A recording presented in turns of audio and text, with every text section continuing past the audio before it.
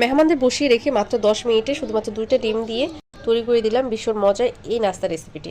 আসসালামু আলাইকুম, আশা করছি আজকের রেসিপিটা আপনাদের ভালো লাগবে। রেসিপিটা তৈরি করে নেওয়ার জন্য আমি এখানে 2টা ডিম নিয়ে নিয়েছি। চাইলে ডিমের পরিমাণটা বাড়িয়ে নিতে পারেন, সেক্ষেত্রে নাস্তার পরিমাণটাও বেশি হবে। আমি 2টা ডিম নিয়েছি। ডিমটা আগে থেকে খুব ভালোভাবে সিদ্ধ করে নিয়ে তারপর খোসাটা ছাড়িয়ে এবার গ্রেটারের সাহায্যে গ্রেট করে নিয়েছি। 2টা ডিমে এক পদ্ধতিতে গ্রেটারের সাহায্যে গ্রেট করে নিলাম। গ্রেট করে নেওয়া হয়ে গেছে। এবার এর মাঝে অন্যান্য উপকরণগুলো দিয়ে দিব। প্রথমেই দিয়ে দিচ্ছি পেঁয়াজ কুচি। আমি এখানে 2টা মিডিয়াম সাইজের পেঁয়াজ কুচি নিয়েছিলাম, সেটা দিয়ে দিচ্ছি। এরপর দিয়ে দিচ্ছি 2টা কাঁচামরিচ কুচি, তবে ঝালটা আপনাদের পছন্দ অনুযায়ী দিয়ে নেবেন। একদম সামান্য পরিমাণ মরিচের গুঁড়া, সামান্য পরিমাণ হলুদের গুঁড়া দিয়েছি শুধুমাত্র সুন্দর একটা কালারের জন্য। দিয়েছি হাফ চামচ পরিমাণ গরম মশলার গুঁড়া, হাফ চামচ পরিমাণ জিরার গুঁড়া আর পরিমাণ মতো লবণ। এরপর দিয়ে দিচ্ছি 2 চামচ পরিমাণ ব্রেড ক্রাম্বস। অবশ্যই ব্রেড ক্রাম্বস কিংবা বিস্কুটের গুঁড়াটা দেওয়ার চেষ্টা করবেন, এতে করে এটা খেতে অনেক বেশি ভালো লাগে। এরপর দিয়েছি 1 চামচ পরিমাণ কর্নফ্লাওয়ার। এবার হাতের সাহায্যে সব কিছু একত্রে খুব ভালোভাবে মিশিয়ে নিচ্ছি। আর মিশিয়ে নেওয়ার এই পর্যায়ে দিয়ে দিচ্ছি ম্যাগি মশলা। এটা দিলে এর স্বাদটা অনেক বেশি ভালো আসে। এবার আবার সবকিছু হাতের সাহায্যে খুব ভালোভাবে মিশিয়ে নিয়েছি। সবকিছু একত্রে খুব ভালোভাবে মিশিয়ে নেওয়া হয়ে গেলে এটাকে একটা সাইডে রেখে আমি এখানে আরেকটা পাত্র নিয়ে নিয়েছি। তাতে নিয়ে নিয়েছি 1/4 কাপ পরিমাণ আটা, আর দিয়েছি সামান্য পরিমাণ মরিচের গুঁড়া, সামান্য পরিমাণ লবণ। এবার এটা দিয়ে একটা পাতলা বেটার তৈরি করে নেব। তার জন্য কিছুটা পরিমাণ পানি দিয়ে একটা কাঁটা চামচের সাহায্যে একটু মিশিয়ে নিচ্ছি। এরপর একটা পাতলা বেটার তৈরি করে নিচ্ছি। ঠিক এরকম ঘনত্বে একটা বেটার তৈরি করে নেব।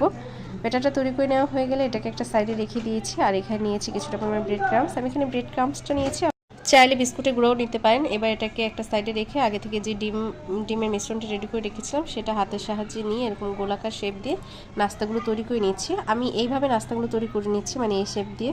আপনার চাইলে অন্য যে কোনো শেপে এই নাস্তাটা তৈরি করে নিতে পারেন। এই একই পদ্ধতিতে আমি সমস্ত নাস্তাগুলো আগে তৈরি করে নিব, তারপরে ব্রেড ক্রাম্বসে গড়িয়ে নিব কোট করে। সমস্ত নাস্তাগুলো তৈরি হয়ে গেছে। এবার এটাকে গড়িয়ে নিচ্ছি। প্রথমে আমি পাতলা যে ব্যাটারটা তৈরি করেছিলাম তার মাঝে একটু ডুবিয়ে নিয়ে ব্রেড ক্রাম্বসের মাঝে একটু গড়িয়ে নিচ্ছি। ঠিক এইভাবে আমি সমস্ত নাস্তাগুলো কোট করে নেব। কোট করে নেওয়া হয়ে গেলে আপনার চাইলে এই নাস্তাগুলো ফ্রোজেন করেও রেখে দিতে পারবেন। যখন খুশি তখন ফ্রিজ থেকে বের করে একটু ভেজে নিলেই হয়ে যাবে। এই একই পদ্ধতিতে সমস্ত নাস্তাগুলো কোট করে নেওয়া হয়ে গেলে এগুলোকে ভেজে নেব। ভেজে নেওয়ার জন্য চুলায় একটি প্যান বসিয়ে নিয়েছি, তাতে দিয়েছি পর্যাপ্ত পরিমাণ তেল। তেলটা যখন গরম হয়ে এসেছে সেই পর্যায়ে এক এক করে নাস্তাগুলোর মাঝে ছেড়ে দিচ্ছি। তারপর একটা সাইড যখন ভেজে নেওয়া হয়ে যাবে সেই পর্যায়ে অপর সাইডটি একটা কাঁটা চামচের সাহায্যে একটু আলতো হাতে উল্টে পাল্টে নিব। চেষ্টা করবেন একটু সময় নিয়ে চুলা আঁচটা মিডিয়াম লোতে রেখে ভেজে নিতে। এতে করে প্রত্যেকটা নাস্তায় খুব সুন্দর একটা কালার আসবে এবং উপরের যে লেয়ারটা থাকবে ওটা অনেক বেশি ক্রিস্পি হবে, খেতে অনেক বেশি ভালো লাগবে। ঠিক এইভাবে উল্টে পাল্টে যখন সুন্দর একটা কালার চলে আসবে সেই পর্যায়ে তেল ছড়িয়ে তুলে নেব। এরপর একটি সার্ভিং প্লেটে সার্ভ করে নেব। এবার যে কোনো ধরনের সসের সাথে পরিবেশন করুন। আশা করছি আজকের রেসিপিটা আপনাদের ভালো লেগেছে। যদি ভালো লাগে অবশ্যই লাইক কমেন্ট শেয়ার করবেন। যারা এখন আমার পেজটি ফলো করেনি প্লিজ ফলো করবেন, এবং যারা আমার ইউটিউব চ্যানেল থেকে দেখছেন তারা চ্যানেলটি সাবস্ক্রাইব করবেন। সবাই ভালো থাকবেন, আমার এবং আমার পরিবারের জন্য দোয়া করবেন। আল্লাহ হাফেজ।